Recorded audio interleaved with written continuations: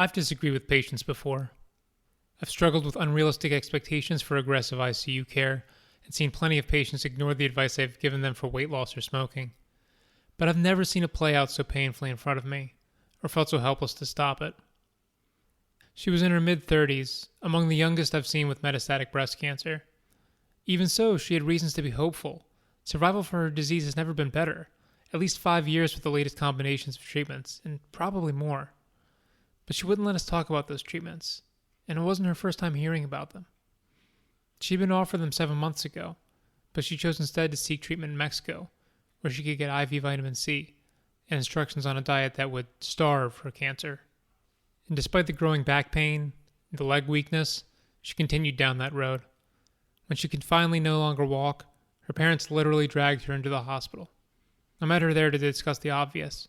Metastatic cancer had eaten away at her spine, and the inevitable fractures now compromised her spinal cord.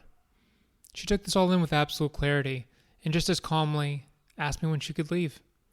She didn't want surgery, radiation, chemotherapy, or even simple hormonal-based treatments. Despite what she was living through, the pain and debility right in front of her, she saw a better way out than what we in conventional Western medicine had to offer. This was one extreme example of something I came to see over and over again. The patient's quest for outside cures, for new or different answers to the problems we as doctors were describing to them. What were we doing wrong that led so many people astray? Or on the other side, how did these alternative medicine folks win the trust that we had lost?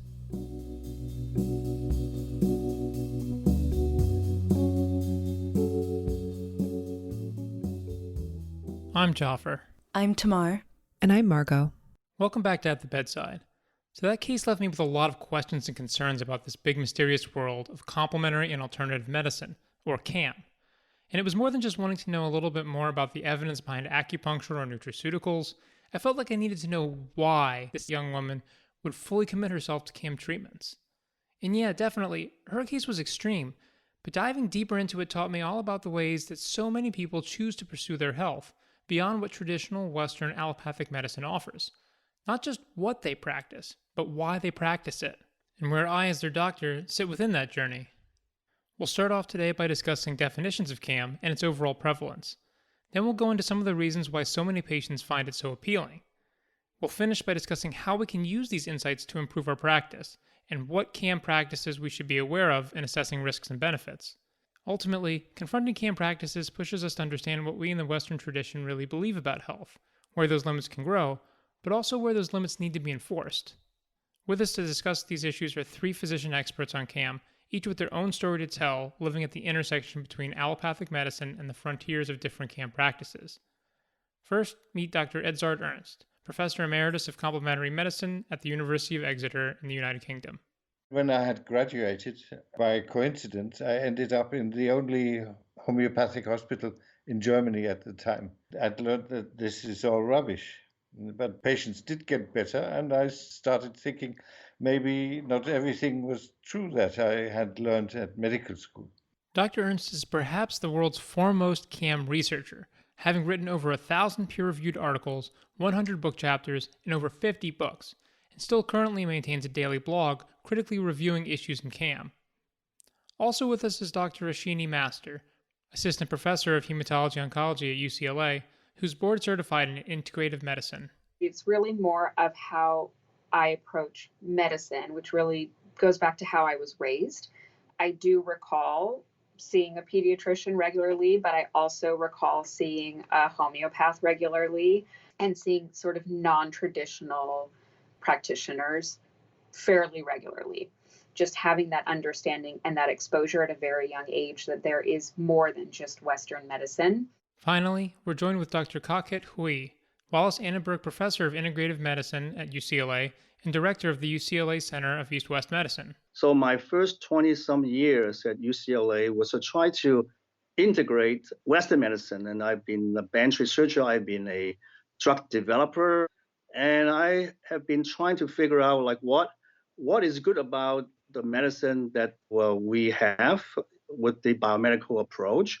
And then what are the healing traditions, particularly Chinese medicine?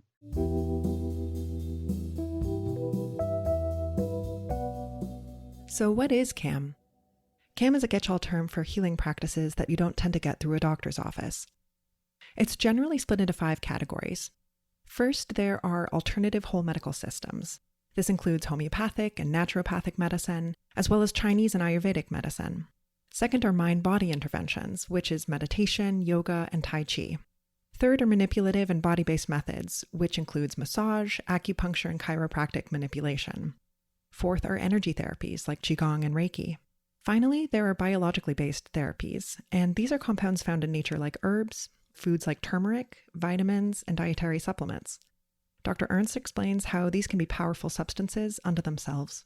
Quite a few herbal remedies which are effective for certain conditions, which is hardly surprising if we consider that about half of our pharmacopoeia, modern pharmacopoeia, originated from the plant kingdom.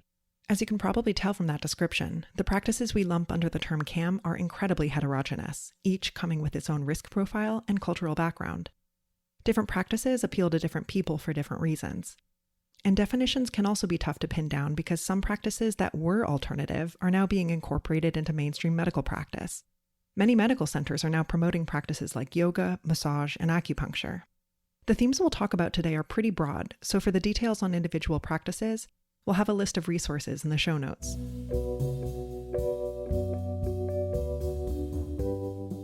So some of us may consider CAM practices outside our ideas of traditional medicine, or they're at least outside the bounds of what we learned in medical school.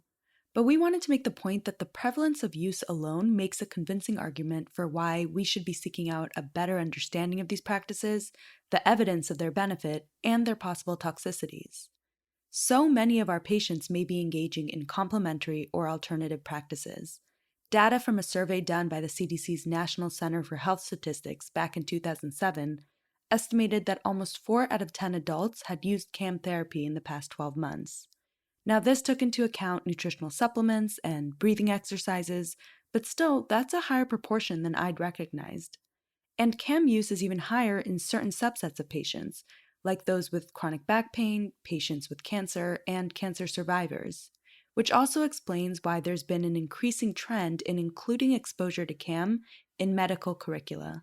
72 health systems and medical schools have programs in integrative medicine and health, and that doing research, doing teaching, and have clinical programs. Johns Hopkins, Harvard, and MD Anderson, and a lot of the national comprehensive centers actually have integrative oncology programs as well. So I think that we believe that integrative health should be part of everyone's Health 101.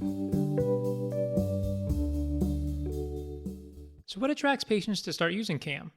Well, for many communities, these practices are ingrained healing traditions, used alongside and, indeed, long before Western medicine. I do think it's very cultural, particularly if we're seeing people who are immigrants or first generation. I think there is a strong cultural component. This is the way it's done in my country. And so that might be driving them. And the other, probably largest proportion of it, when we look at traditional Chinese medicine or Ayurvedic medicine, these have been in practice for centuries, much longer than Western allopathic medicine has been. As Margot mentioned earlier, some people practice CAM not just as individual modalities, but whole medical systems, where every part of a person's health can be appreciated and addressed together, in ways that modern medicine often compartmentalizes into different subspecialties. The claim that alternative practitioners practice holistic medicine, and by implication that mainstream medicine is reductionistic and neglecting the whole person, just treating diagnostic labels rather than whole people. Sadly, this is perhaps sometimes true. Those needs, unfortunately, may have more to do with the broader structures of conventional medicine, where both patients and clinicians feel the frustration of limited time together. I don't know any doctor who wouldn't like to have more time with patients, but patients don't know that. The truth of it is, the way our medical system is set up, we really don't have the time to do it. Because it does. It takes time. It takes sitting with a patient. It takes listening to them, really teasing out what their priorities are, what their background is, where they're coming from, what their relationship with the medical system is. And it's not just that CAM practitioners offer their time. They also offer philosophies of care that are similarly holistic, comprehensive, and easy to understand. Multiple large surveys of patients have shown that it is not so much that patients embrace CAM practices because they reject conventional medicine. It's because these other modalities are more culturally and philosophically aligned with them. The way we're taught in medicine, we're taught to prevent and treat specific diseases. CAM and integrative medicine are really what fills in the gaps between diseases, with compelling philosophies of the whole system. In general, Western medicine use the reductionistic approach. We try to sort of look at a symptom and trace it to an organ, to a tissue, to a molecule. When we try to treat by either removing it, replacing it, we try to do by blocking and stimulating. We do not do enough on modulating and trying to understand why the balance is off. I think that the reductionistic approach is useful when we deal with something that's acute, okay? But when you try to focus on prevention, when you focus on things that are just like either very early or when things are very advanced and there's so many factors, multifactorial issues, that we become relatively impotent. Even more than just giving us deeper concepts of health and illness, what many CAM modalities also offer is a chance at more active engagement in the healing process itself, something sorely missed by those who may feel lost and existentially distressed by the process of illness. They've lost all sense of control going through the process, and they're just looking for something they can hold on to feel like I'm doing something for myself. They're like, I've done everything right. I exercise 6 hours a week and I'm vegan and I'm all of these things. Why did this happen to me? Western medicine doesn't have an answer. And maybe in seeking some other alternative therapies, maybe they will have an answer for me. This quest for answers and empowerment may be why CAM modalities are more often sought by patients who are more highly educated, patients who are under increased psychosocial distress, or who are given diagnoses with a poor prognosis. Patients can get especially motivated to look for alternatives when they feel that their health is at risk by undergoing conventional treatment, a feeling I've seen come up a lot with chemotherapy. We refer to this therapy as cytotoxic. You say that word to a patient, and their immediate retort is me, why do you want to give me something that is toxic to me? Well, I want to give it to you because I know it can potentially cure your cancer. But that can be a difficult hurdle to overcome. The problem gets even worse when we're faced with chronic diseases that are poorly understood or lack effective treatments. Many studies have shown increased usage of CAM amongst patients with chronic back pain, chronic neurologic, psychiatric, rheumatologic, and GI issues, asthma, or gynecological disorders. If we're being honest with ourselves, not all of our treatments really work that well. I think of what a patient with uncontrolled fibromyalgia must go through, and to me that kind of justifies looking outside of what conventional medicine offers. So there's a lot of disappointment with conventional medicine, and some of it is justified, not all of it. And with this disappointment, people look elsewhere. Essentially, what some patients are looking for is hope beyond what conventional medicine has offered them. And so it's no wonder that the sickest patients often appeal to CAM therapies for hope. Somebody who is fighting for his or her life would be clinging to any straw that offers stability or help in any sort of way. And as you well know, you go on the internet and, for instance, cancer patients get promised all sorts of things about alternative medicine, that it cures their condition or that it helps with coping or side effects, improving quality of life, etc., etc. So all of this is, of course, very, very attractive to anybody who is desperate. Even one of our clinician guests spoke about her experience looking to outside sources because of feelings of desperation. I get it. I was horribly ill with hyperemesis both my pregnancies. I was doing the same thing. I did not feel supported by my obstetrician the way I'd hoped for. It was one of those, it's okay, this medication doesn't work, we'll use this one and this one. Well, all of the medications were having their own set of side effects. So I was trying to find something else I could do to work in my second pregnancy, take care of a toddler. So you look for things. You get to a point of desperation, and I completely understand it, having been through my own experience.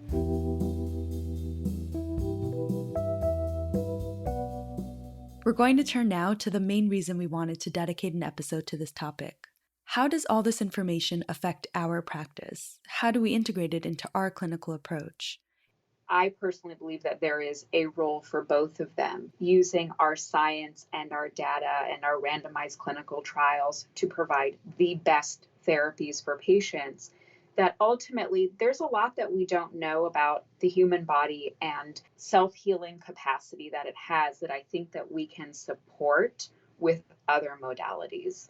And this was the first thing we heard from our experts over and over again: the importance of humility, curiosity, and being open-minded about a place for CAM practices and the impact they have on our patients. We think that we have the only know-how for healthcare, when in fact, there are other cultural healing traditions that actually can be very helpful as well, that would complement. That's why we call complementary medicine. That would complement our current approach. How do you care for the patient? How do you motivate a patient to be a partner in the overall journey of their recovery? And with that in mind, we need to really understand our patients' experiences with CAM, why they chose certain modalities, what worked for them and what didn't, so that we can better understand what they need from us in their medical care. I think a lot of people are looking for a sense of control and a sense of purpose in their treatment plan. And I think we can provide that for people if we really partner them and we partner with them and have an open discussion about what their belief system is and how we can help support that and integrate it into their treatment plan. I think that there is a level of trust that I have been successful in creating with my patients, because from the start, we do have an open dialogue about their desire to engage in complementary therapies. And because we've had that, they know that I will listen to them and engage them in that conversation. So if I think it is something that will be harmful to them or that is unnecessary, for the most part, I find that they will respect my opinion. But I think ultimately that stems from the fact that we have laid the foundation early on for this relationship in this open dialogue, instead of me saying to them, just, I don't believe in these things, or these things have never been proven, so I don't think that you should do them. Because then patients feel written off and they don't feel that they're being heard. So it's important for the general internist or family medicine physician to try to integrate all the guidelines and try to come up with what is best for that person. And to make an integrated plan, we also need to be open-minded about the limitations of our knowledge and learn more about the science and evidence behind CAM practices we may not be so familiar with in order to properly counsel our patients. Obviously, one needs to take patients seriously with their concerns, and one needs to advise them responsibly. Responsible advice can only be advice based on good evidence. And so again, we encourage you to check out some of the resources in our show notes, which we gathered with the guidance of our expert discussants.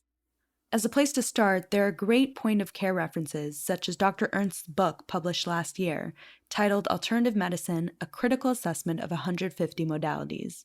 Similarly, Memorial Sloan Kettering Cancer Center has a searchable database that includes the mechanisms of action and potential interactions of supplements, herbs, and other compounds. There are also hundreds of Cochrane systematic reviews on complementary therapies and great online learning modules for clinicians. As Tamar and Jaffer have just discussed, there are lessons that Western medicine can take from CAM. But there are definitely times when CAM practices can be harmful, so where do you draw the line? I'm going to go over some strategies for weighing risks and benefits. First, we'll talk about supplements. Supplements are very commonly used, but can be really difficult to accurately assess risk for. Part of the problem is that supplements aren't regulated as closely as medications, so you don't really know what's in the pill your patient is taking. This also makes them really difficult to study in clinical trials, so the data that we have on supplements just aren't as rigorous. Here's a strategy that Dr. Master has used to advise her patients. I encourage them to add these things to their diet and to consume them in their natural form. We know that food works synergistically, so you're going to have a much greater benefit from probably a much smaller amount if you are cooking with it. And then you don't have to worry about the potential toxicity, because it's unlikely you could ingest that much without having side effects from it if you're taking it in its natural form. It's also important to warn patients not to suddenly stop their supplements. If a medication interacts with the supplement, it can reach a steady state that could get disrupted. Another problem our experts touched on is the lack of oversight of the CAM practitioners themselves. While many CAM practitioners go through a formal path of education and certification, their practices don't tend to get the same degree of scrutiny as conventional medicine. It's important to warn your patient if they seem to be working with an unscrupulous CAM provider. I have patients who come in with pamphlets they've picked up from down the street from our clinic, where they literally have just a list, like a menu of options that patients can go through. Patients who are on chemotherapy can go through, and they can kind of pick and choose which complementary therapies they want to use. So it almost feels like no one is guiding them. They are just going through and saying, yes, I want to do this. I want to do this. I want this ozone therapy. They're looking at the prices are on there. It's like you're going into a salon or getting your nails done, and you're choosing out what color you want. And then there you go. So that is really distressing to me. On the other hand, there are many practices that pose little to no risk. Specifically, mind-body interventions, energy healing, and body-based methods don't tend to run into the same risks that our patients might face with infusions and unregulated supplements.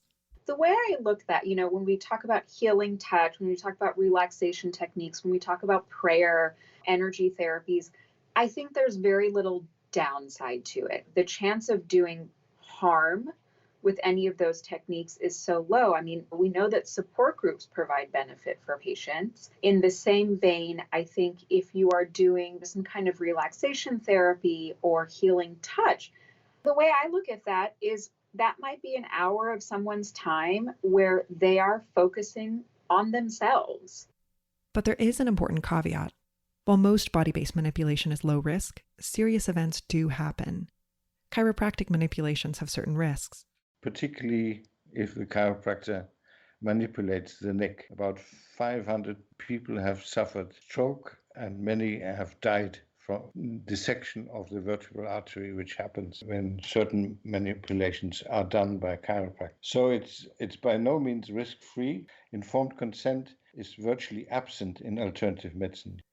Given the low but real risk of carotid dissection, cauda equina, and disc herniation, patients who are predisposed to these complications should be advised not to seek chiropractic manipulation. This includes patients with a history of stroke, osteoporosis, spinal instability, and people with bleeding disorders or who are on blood thinners. While we've covered some of the direct risks of CAM practices, some of the biggest risks might be indirect. And with the risk, I include what I often call indirect risks. Homeopaths, for instance, tell their patients not to use vaccinations. And the recommendation not to use vaccinations is a risk, not just to that one kid that is being advised not to use vaccinations, but if it happens often enough to the public, we would lose herd immunity. If a CAM practitioner discourages their patient from seeking conventional medical care, that patient loses out on the treatments that we have to offer. I think the patient that Jaffer told us about at the beginning of the episode is a particularly heartbreaking example of what can happen when patients turn to CAM and refuse conventional care. Another indirect risk is the impact that these treatments can have on a patient's finances. In 2012, a survey estimated that 59 million Americans used CAM, paying over $30 billion out of pocket in that year. Nearly $13 billion was spent on supplements, and almost $15 billion was spent on visits to complementary practitioners, including homeopaths, massage therapists, chiropractors, and chelation therapists. At the end of the day, it's worth weighing the risks and benefits in the context of the overall clinical picture. Dr. Master shares an example about a patient with advanced breast cancer. I had a surgeon call me today to ask me if lymphedema massage was a concern in a patient who had had over 40 lymph nodes that were positive when she went for her mastectomy, and if there was a risk of potentially seeding the tumor and resulting in metastatic disease. And, I explained to her, in truth, we know that lymphatic massage is beneficial for women who have lymphedema. Unfortunately, in a patient with that sort of prognosis, if we really were to step back and look at the big picture, unfortunately, a woman that we know has micrometastatic disease and is likely to have macrometastatic disease at some point in time. So if we can really provide her with some relief and some improvement in her quality of life, I think that the risk or potential harm with doing lymphatic massage is negligible when we compare it to the potential benefit. When we're talking about any complementary therapy, I try to look at the big picture. I try to look at, okay, now are we dealing in the metastatic setting where we need to really have a frank conversation with a patient about what are their priorities? Is it quantity or quality or both? And then what is the safety of the complementary intervention that we're doing? And if we're in the curative setting, maybe even more so, right? We don't want to do anything that may interfere with our potential for cure. But once we have completed all the standard therapies is really when I feel more comfortable with them pursuing. And it's all just open dialogue and them needing to feel heard, I think. This is a complicated case, one that is just as much about goals of care as it is about CAM. We wanted to include this to give you insight into how an oncologist might think about a certain patient's options, but not to make you feel like you have to make a decision like this alone. If you find yourself in a similar scenario, talk with the other physicians involved in the patient's care, which will help shed light on the patient's prognosis and therapeutic options. Like Tamar and Jaffer spoke about earlier, if you put some time in up front to understand why your patient has turned to CAM, it'll help build a therapeutic alliance and make it easier to negotiate with your patient if they're engaging with a practice that you think is unsafe. But we do want to acknowledge that conversation and empathy won't work for every patient every time. It can be very frustrating. And I think earlier on in my career, I think I'm still early in my career, but earlier on in my career, I wanted to appease everyone. And then I realized that that's not necessarily in their best interest, but I found myself trying to compromise with them a lot. 6 years into practicing now, I recognize you are coming to me for my expertise, for my knowledge, and I'm going to give that to you. And if you do not like that, certainly there will be a degree of discussion about what your concerns are and if there are alternative options. And if not, then I might not be the right oncologist for them or the right person for them. And we cannot expect that every patient who walks into our door is going to be someone who we have a good connection with. We're all human, right? And I have to sometimes go home and remind myself of that, to not take it personally.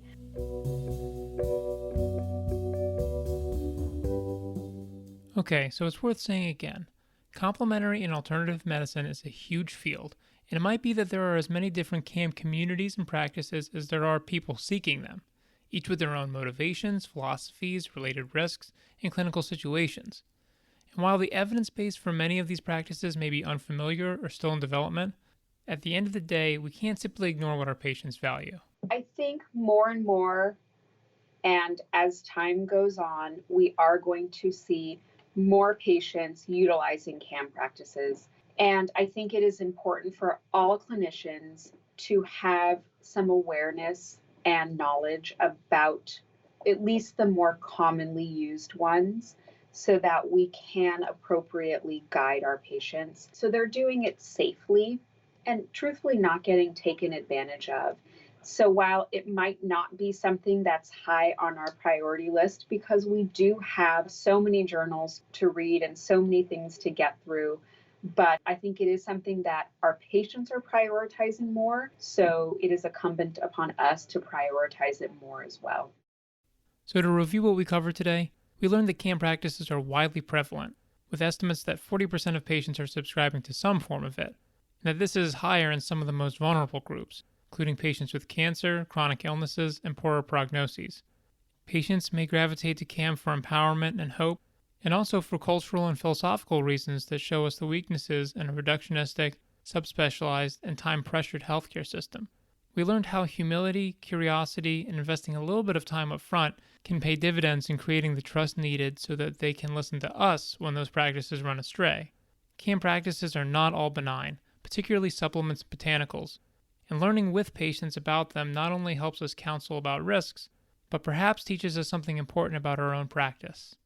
A final point I would make is be self-critical. If your patient goes off and sees an alternative practitioner, ask yourself, why is he doing that? Is it perhaps because he's not getting what he is wanting to get from you, should you not be more compassionate? Should you not also have better explanations? We just need to remember that we are doctors and we should be compassionate foremost and then scientists second.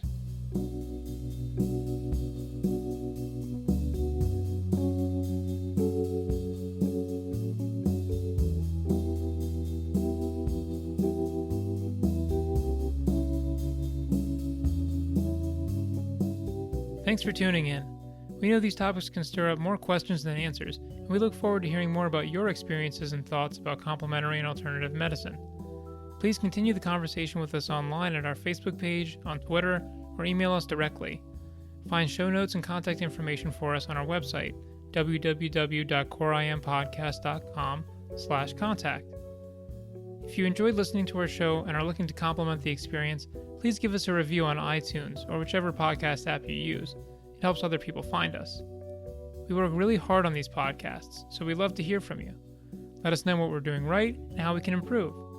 And as always, opinions expressed in this podcast are our own and do not represent the opinions of any affiliated institutions. Finally, a special thanks to all our collaborators in this episode, our wonderful editor, Julius Kubij, our illustrator, Michael Shen, endless technical support from Harit Shah, moral and executive support from Shreya Trivedi, and most importantly, thanks to you, our listeners.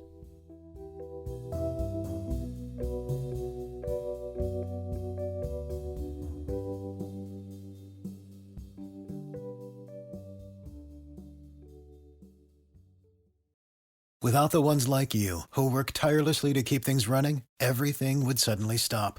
Hospitals, factories, schools, and power plants, they all depend on you. No matter the weather, emergency, or time of day, you're the ones who get it done. At Grainger, we're here for you with professional-grade industrial supplies.